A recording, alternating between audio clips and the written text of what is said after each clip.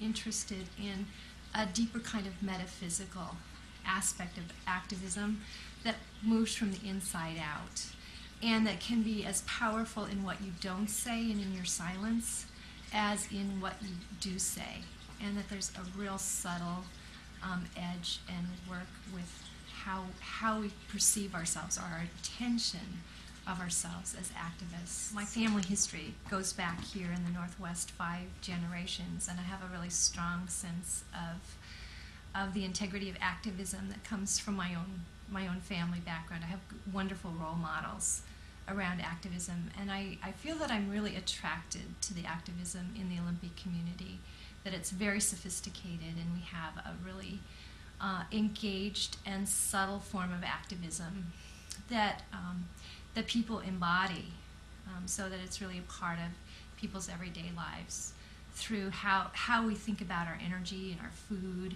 And we both have a theoretical and a practical activism that appeals to me. And then there's a sense, too, of a number of people searching for a deeper kind of activism, which is what I'm looking for, which is an activism, again, that moves from the inside out and tries to create a quality of balance that not only looks at the division and the opposition, but is big enough to penetrate and embrace the whole community. And that's one of the things I like about the Olympia community, that it's extremely diverse in terms of the social, political, economic spectrum that lives in this little town. And at the same time, it's not an easy community, in that even people that are closely allied around particular values have real awareness of their nuances and their differences. And so it's a challenging and engaging community to be involved in as activists. What is Evergreen in the activist world? That's just such a great question, because it's always shifting and changing, and of course Evergreen has this sense of identity and values that's really based around activism, and at the same time there's a sense of, if you're going to be strongly different, and if you're going to create a strong point of view, you also have to really know where the center is. And so you have to be really strong in creating a context of credibility.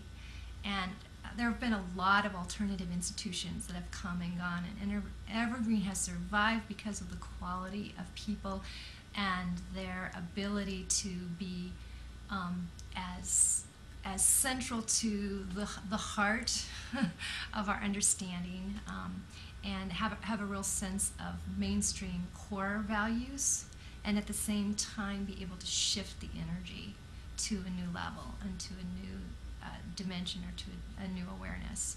And so I've seen Evergreen bring in people from really strong mainstream institutions with extremely credible backgrounds, and then from that perspective they welcome Evergreen as a community to test and to change and to create a different and a better world. And at the same time, I think that we have become a little more comfortable about our role, and so there's a sense that we constantly have to move forward in order to engender new levels of change and awareness. I feel like my personal role has been in planting seeds and working around consciousness studies, and working through activism through the arts, and activism as a philosophical quest, and as a path that integrates the whole person. And I think that that it's really incredible to see how, and ask questions of ourselves about how are we going to create social change, and how can we do that most effectively. And I think that one of the things we constantly have to be doing is asking deeper questions of ourselves and getting a barometer of our internal state before we go into the outer world. I mean, it's easy to just go out and polarize and to create divisions and to create duality. And I'm interested in asking questions about how each of us are part of the whole. And when we understand how we're contributing to the very problem that we're trying to solve, it allows us to embrace even the opposition in order to move to a workable solution that will create a better lifestyle for all of us. And yet, at a certain point, it's easy to just back up and become apathetic and feel guilty and feel that we can't go further. It's easy to give in, and so I'm particularly when I think of what Rachel did. I think of Thoreau asking us to take action in an intolerable situation, and how do we do that? One of the things that I don't think we consider, because we are somewhat privileged and protected, because this is a generous community, is that there's a huge price to be paid. Whenever we take a step forward, there's always going to be a counterbalance and a movement, a counter movement. And I'm not sure that we're always aware that we have to pay a huge price. And I think that what Rachel did was really powerful in terms of making a decision and holding her integrity. And I'm really impressed with her ability to hold that line and show us how, the cost. And in any hero's path, you have to step out and you go, into whatever challenge that has been set forward, that you've put yourself into engagement with.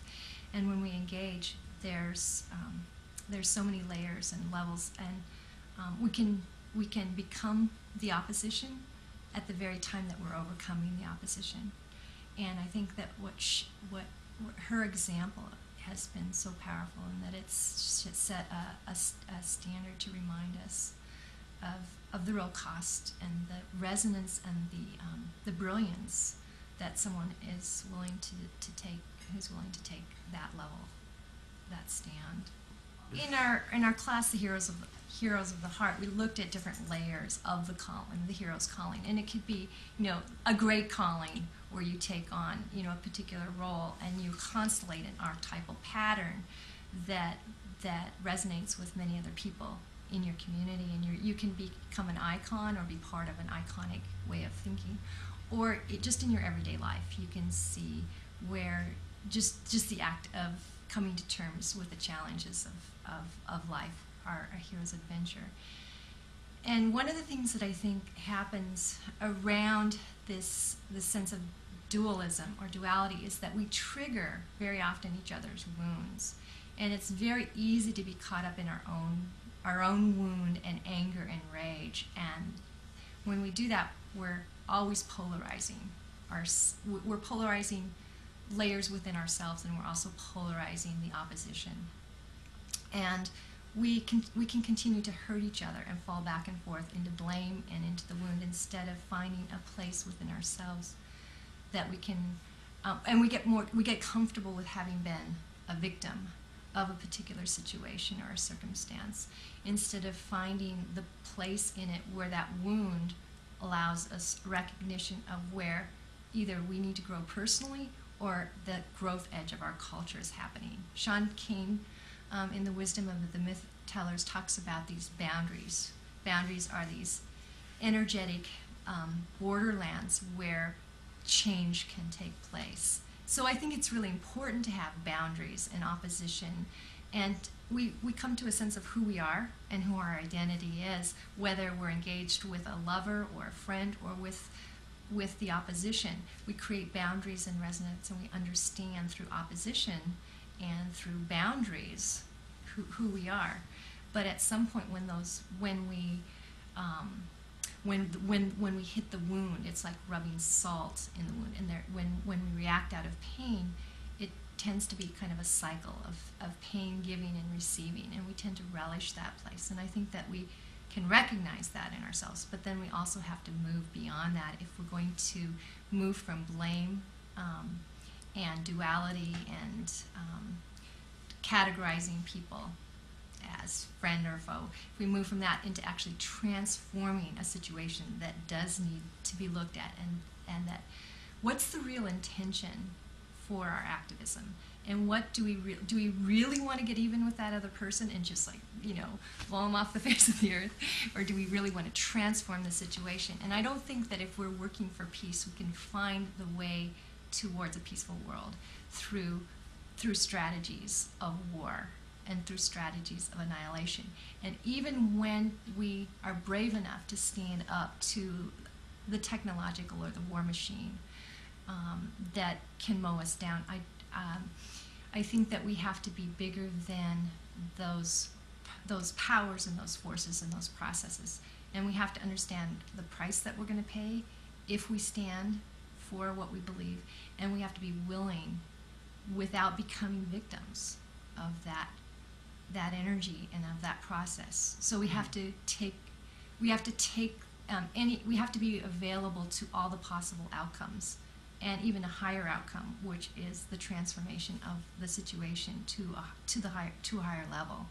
And that I think we also need to realize that it's not a straightforward momentum, and that we've made change, and therefore we can stand on the shoulders of those who've gone before. I think that we always are having to recreate the change that as Gandhi says, the change that we want to see in our lives, in each generation, and in a certain sense in each moment.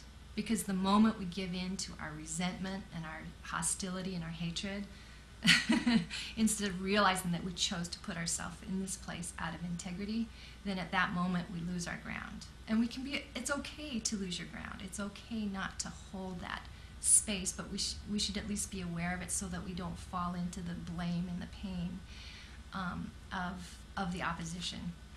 So I think that there's a higher calling behind our work as activists that holds ourselves accountable at a really high level before we even hold the others in our world accountable. I think we can look at all these processes, these global processes, on the interpersonal level. Mm-hmm. So you're in a relationship that's not changing, and that relationship is toxic for you and for the other person.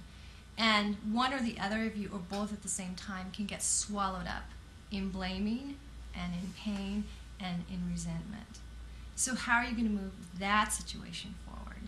And even if you part from that person, you may find yourself creating that same wound through other situations or other people in your life. And what better place to dream those wounds out than in our larger social context, because we don't have to see each other, even be accountable. Mm-hmm. So it's easy to blame, one segment of the population or the other for what our wound is, or for what our fear is. And I think it's really important to be with our own wound and to be with our cultural wound. I'm wounded every day thinking about what's happening to the natural systems of our planet, the fact that we may be alive at a time when our decisions and choices, and we all are contributing to the demise of this global system and of our planet, and it grieves me every day. I'm not necessarily an optimist. I actually think I was probably born more of a melancholy person, that I always have to work towards my optimism. But behind I'm not cynical. I do have a sense that we have, if we are in this challenge, that there's a way that all of us contributing together can make the changes that need to happen. Mm. And that there's a greater consciousness that's collective, that's at work around how these systems, social systems and global systems, are evolving. So I just choose to have optimism and faith that we're making a difference. Walter Benjamin talks about the debt that we owe the past, the pain and the suffering that we recognize that we've inherited, that hasn't been resolved. It's not going to go away. It's still a collective wound that we inherit. And so he believes that activism is not just something that we live out in the present, but it combines with our consciousness of the past wound, how we can take that in and resonate with it and transform it in our own present life by being witness witness to it and aware of it, and not succumbing to the wound by becoming a victim, or without becoming bitter or feeling that we have to take revenge or become part of the wound by recreating it over and over. One of the things that I'm thinking about activism just has to do with survival. Sometimes in order to survive, which means to get the food or the health care or your basic needs met, communities have to, I mean, I'm going to use a folk tale. I mean, sometimes there's a dragon or there's a giant that's hoarding all of the wealth of a community. And there's sometimes where we just absolutely, for the very sake of our survival, even beyond what we would normally rather do, we physically just have to stand up and say, no, we have to move beyond this, and we need to rebalance an inequitable system. Sometimes it's very physical, and we have to take really strong action in order to survive. So I'm thinking about what the context of each situation and what's required of us, both strategically and physically and instinctually. And so that's why I think that a community of activists that somehow has a source which for me would be the arts, or some kind of community grounding. It might be a community garden or some place that people come together where they're fed and nourished. Either their imagination or their physical bodies are fed and nourished. In my ideal society, we would live less insular lives than we live right now, and we would try to find those places where we could communally create those strategic big plans. We wouldn't allow someone to be the icon for us. We would come together as a community to try to figure out and decide and to keep ourselves balanced in what the proper reactions and strategies are for any particular situation that we need to move forward into. I want to be aware of how we all are conscious of the wound and how we are all guilty of being part of that wound. And so I think strategic activism of the future is going to try to find ways of working beyond, I mean, in the 1880s and 1830s, and when some of the activists were talking, they were talking about the machine. You know, ever since the Industrial Revolution, Blake has been talking, Keats and Coleridge and Thoreau and Emerson, they were aware that this technological society was like a machine. I mean, in the 1830s, Thoreau's talking about the deforestation. What good is a beautiful home if you don't have a tolerable planet to put it on? So, you know, that's coming out of 1830. You know, he really had foresight. So I think we need to be aware of how we can, as human beings, collectively take on this industrial and this resource-based extractive machine that is so hungry and has no conscience. And we have all the conscience. There's an interesting book by David White, who's a poet, called The Heart Aroused. And he uses literature and mythological archetypal patterns to explore how a modern person can go into and take on a position in corporate America and still maintain their soul and their sense of aliveness. And even if you succeed, and you know, it's not a success if you've lost your integrity or if you've lost your soul or if you've given over to a system that's not functional. It's just you're playing musical chairs at that point, and you haven't made any real progress, both within yourself or within the system that you're part of. So he at least gives an outline of how people can go into that system and see it imaginatively as a way of soul making. So he will talk about Beowulf of the Heart or the Salmon of the Heart. He'll look at the Finn McCool story from Ireland, about how Finn gains the salmon of wisdom, or how Beowulf, wrestles with Grendel's mother. And since it's within the corporate context, there's two ways you can look at it. One is sort of a sellout because it doesn't really address the underlying issues of the system, but at least it allows the person within those systems to have a reflective stance and not to be eaten alive, especially when it's their turn to be headed at the in the corporate meeting. How do you get through those events? And I'm not sure I know the solution, because I know that as human beings we're always going to have a healthy kind of competition, and we're always going to create kind of somewhat stratified systems of engagement, and we're always going to have groups that we affiliate with and groups that we don't. So I don't really know how to get beyond that, but I do sense that if we move from a